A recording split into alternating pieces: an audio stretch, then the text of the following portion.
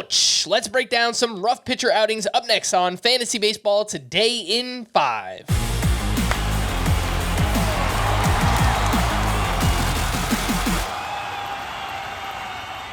Welcome into FBT in 5 on Thursday, August 15th. I am Frank Stampfl, joined by Scott White. And let's talk about some of those rough outings from Wednesday. Mitch Keller got crushed at the Padres. He allowed 8 earned runs over 5 innings. Velocity was down in that one. Walker Buehler was bad once again in his return at the Brewers. 3 1/3 innings, 4 runs, 4 walks, only 3 strikeouts. Tyler Anderson, kind of a mixed start. Obviously gave up 7 earned runs. That's bad, but still had 8 strikeouts and 19 whiffs.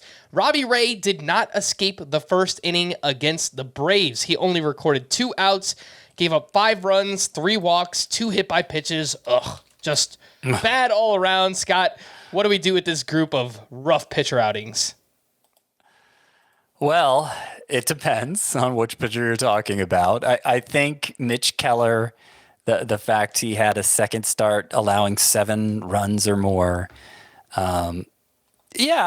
that's obviously really bad. It's raised his ERA from 3.20 to 3.92, I believe it is now, and it feels a lot like the second half he had last year, where just these blow up starts kind of skewed his overall stat line.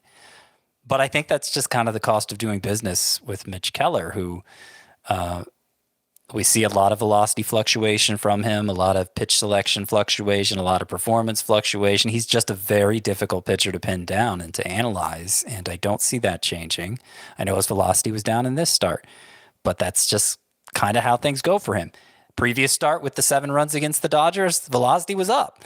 And so I don't know that corresponds to the struggles necessarily. He lines up for 2 starts next week. If you're preserving ERA and WHIP in a categories league, okay, maybe you play it safe. But otherwise, I think you start him, certainly in a points league.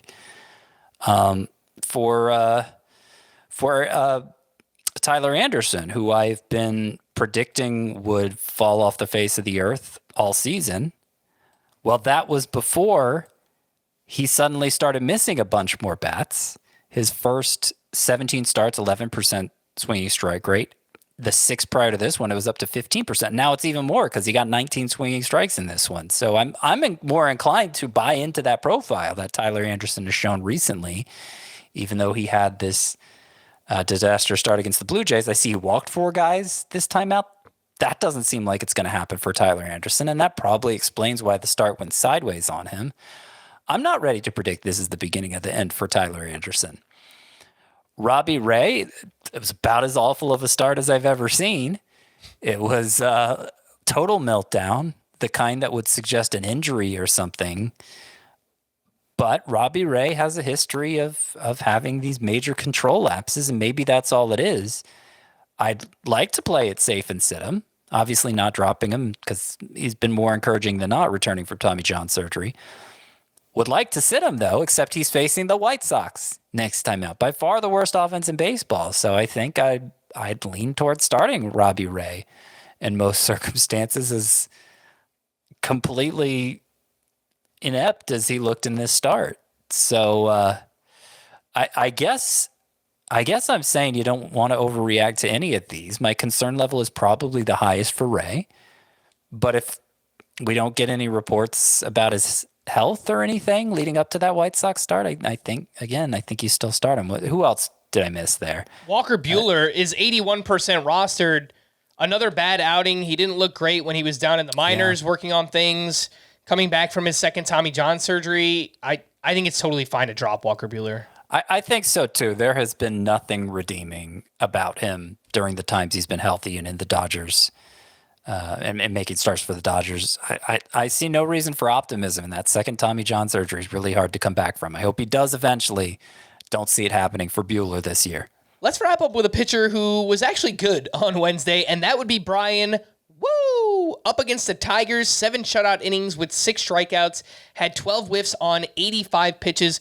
For most of the season, we were worried about the workload, and rightfully so. He left a lot of his starts. He was constantly getting MRIs. But now it's 3 straight quality starts where Bryan Woo has gone 7 innings in 2 of those. He's also thrown 85-plus pitches in each of those starts. Kind of feels like we're building some momentum here, Scott. How do you feel about Bryan Woo? Yeah, his last 3 starts are as long as 3 starts. So clearly he seems to be feeling healthy. That I like that he mixed in more secondary offerings in this one. Maybe that'll help get his strikeout rate up. But I'm not sure I even care that much about the strikeout rate for George Kirby because he's so good in other ways. Doesn't walk anybody. Gives up a lot of fly balls, which could be a bad thing, except it's such weak contact. His xERA is in the low 2s. So weak contact in the air generally turns into outs. It means he excels at hit prevention as well as walk prevention. And if you're doing both of those, you don't really need that many strikeouts. I do worry that he's just going to remove himself at some point because of an injury, remove himself from consideration. But that's a worry I have for every pitcher this time of year. So I don't think it makes sense to really downgrade Bryan Woo because of it.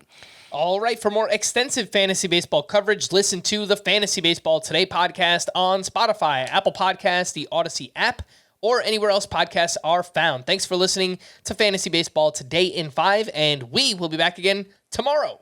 Bye-bye.